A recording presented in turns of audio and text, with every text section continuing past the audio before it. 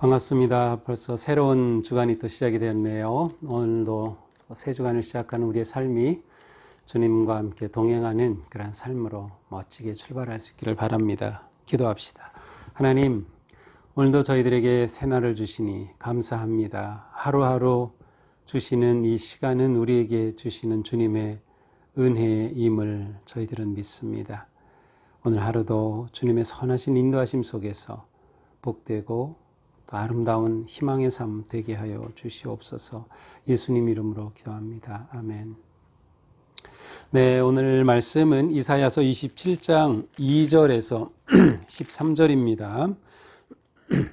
그날에 너희는 아름다운 포도원을 두어 노래를 부를지어다. 나 여호와는 포도원 지기가 되며 때때로 물을 주며 밤낮으로 간수하여 아무든지 이를 해치지 못하게 하리로다.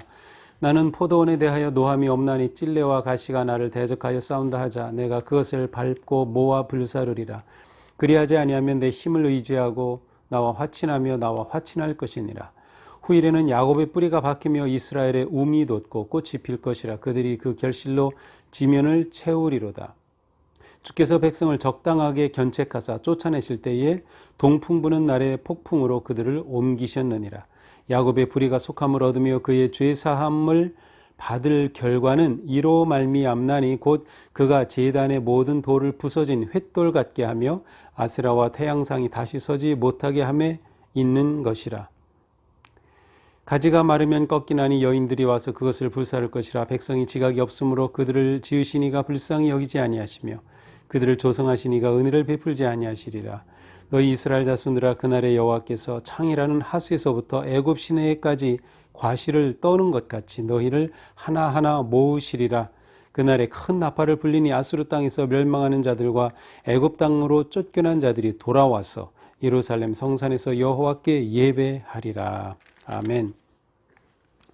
예, 원래 매일 성경 그 말씀에 따르면 이제 오늘 본문은 실제로는 지난 그 토요일 본문에 해당이 됩니다. 그런데 오늘 본문이 굉장히 의미 있고 또 중요한 이미지를 가지고 있기 때문에 제가 오늘 원래 본문은 28장 앞부분인데요. 뒷부분인데요. 이 부분은 그냥 보지 않고 오늘 월요일은 이제 토요일 본문으로 대체하겠습니다. 매일 성경 교재로 매일 또 묵상 함께 하시는 분들은 매일매일 그대로 따라가서 보시면 되겠고요.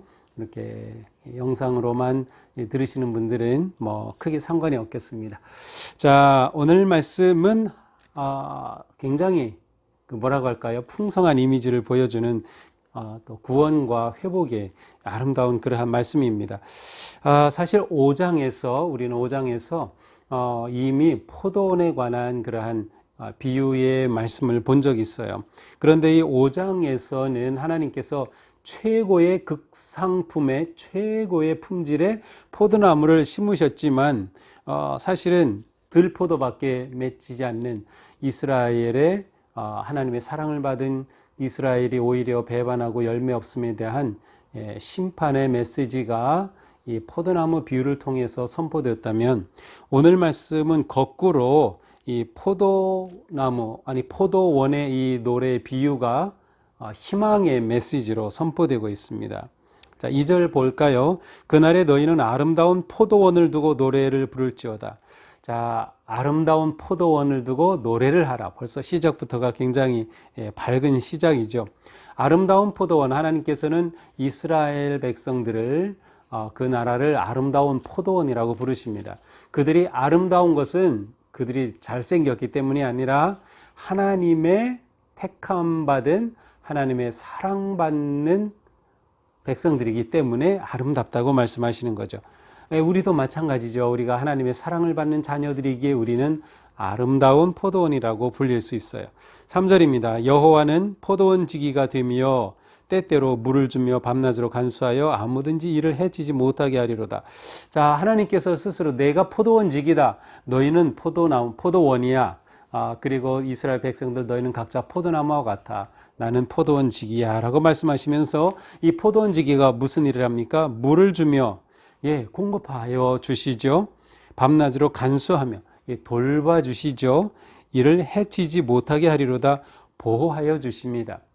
공급하여 주시고 돌봐주시고 그 다음에 보호하여 주신다. 이 얼마나 놀라운 모습입니까? 우리가 하나님의 자녀로 살아간다는 것은 하나님께서 이처럼 우리를 돌봐주시는 포도원의 주인과 같은 그러한 하나님을 따르는 삶입니다. 자, 4절입니다. 나는 포도원에 대하여 노함이 없나니. 자, 아까 말씀드린 이사야서 4장에서는 하나님께서 이 포도원에 대해서 노하셨습니다. 왜냐하면 최고의 나무를 심었는데 열매가 전혀 없었기 때문이죠. 좋은 포도, 정의로운 삶을 기대했지만 그들이 맺은 것은 들포도 악한 삶이었어요. 그래서 하나님의 진노가 임하였는데 오늘 본문에서는 노함이 없겠다고 말씀하셔요. 그리고 찔레와 가시가 대적하여 싸운다 하자 내가 그것을 밟고 모압을 살리리라. 예, 포도원에 있어서 찔레와 가시는 이건 뭐 포도나무를 해하고 열매 맺지 못하게 하는 것이죠. 예, 바로 이 찔레와 가시는 이스라엘을 괴롭히는 주변의 나라들이라고 할 수 있어요. 그런데 하나님께서 포도원지기가 되어서 이것을 내가 밟아 모아 불사르겠다라고 말씀해 주시죠. 5절 그리하지 아니하려면 내 힘을 의지하고 나와 화친하며 나와 화친할 것이니라. 만약 이 찔레와 같은 다른 주변의 강대국들이 이렇게 하나님에 의해 멸망받지 않기를 원한다면 하나님께로 와서 하나님과 화친해야 한다라고 말씀하십니다. 후일에는 6절입니다. 야곱의 뿌리가 박히며 이스라엘의 우미도 곧 꽃이 필 것이라 그들이 그 결실로 지면을 채우리라. 이제 포도나무를 잘 심었어요. 그래서 시간이 되어 후일이 되면 그때는 야곱의 뿌리가 아주 잘 박히고 우미 돋고 꽃이 피어서 그 결실로 지면을 덮는다. 풍성하게 포도원에 열매가 맺는 그러한 모습을 보여주셔요. 바로 이것은 무엇입니까? 이스라엘의 회복의 모습입니다. 그들이 하나님 앞에 배반하여 심판을 받았음에도 불구하고 하나님께서는 그들을 이렇게 회복시켜 주시죠. 성장하고 열매를 맺게 하여 주실 하나님의 놀라운 마음이 담겨져 있습니다. 8절입니다. 주께서 백성을 적당하게 견책하사 쫓아내실 때에 동풍 부는 날에 폭풍으로 그들을 옮기셨느니라.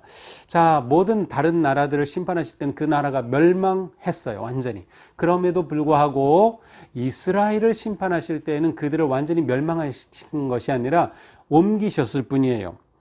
동풍 부는 날에 폭풍으로 그들을 좀 더 옮기셨을 뿐이죠. 그래서 이스라엘은 바벨론의 포로가 된 것이에요. 그들을 살려주신 것이죠. 기회가 그들에겐 여전히 있었습니다.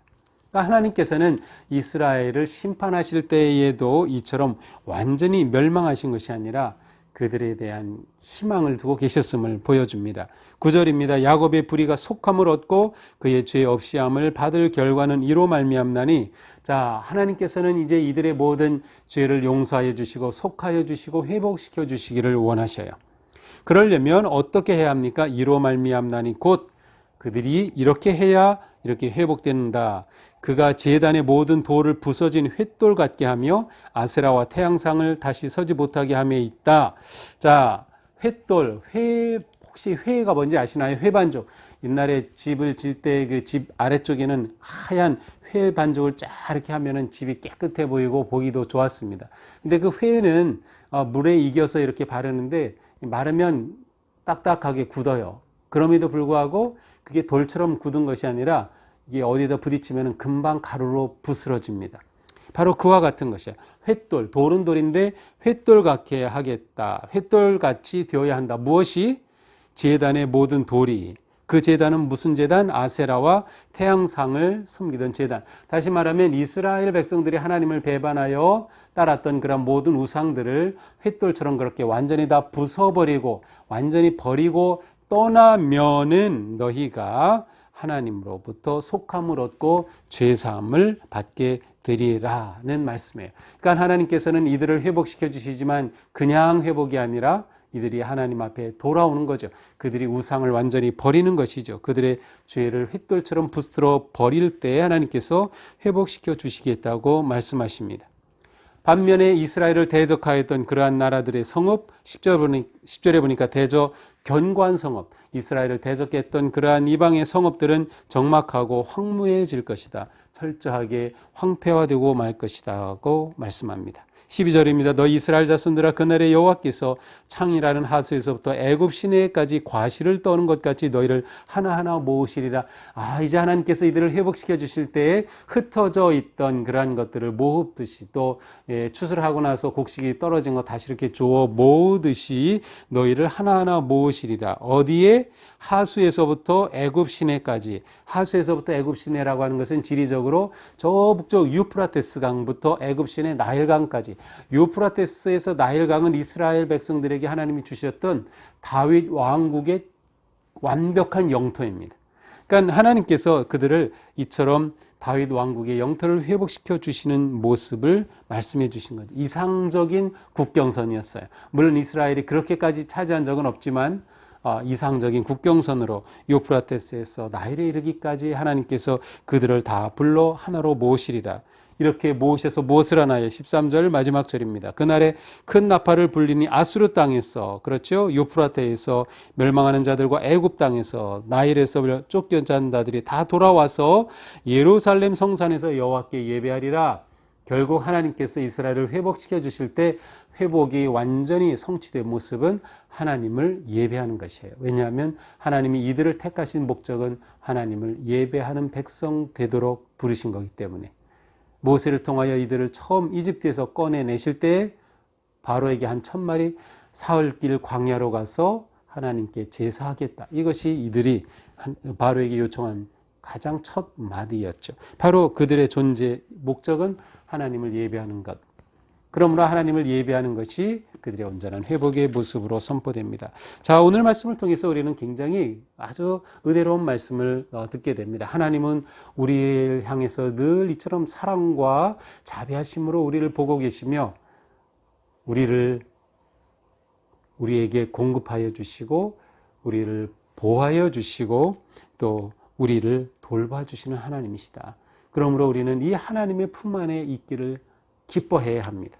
따라서 우리는 이스라엘 백성들이 우상을 버려야 했던 것처럼 하나님 앞에 우리의 모든 죄를 회개하고 잘못된 길을 떠나서 하나님께 돌아올 때 우리에게는 이처럼 회복과 구원의 은혜가 넘치게 된다고 하는 것이죠.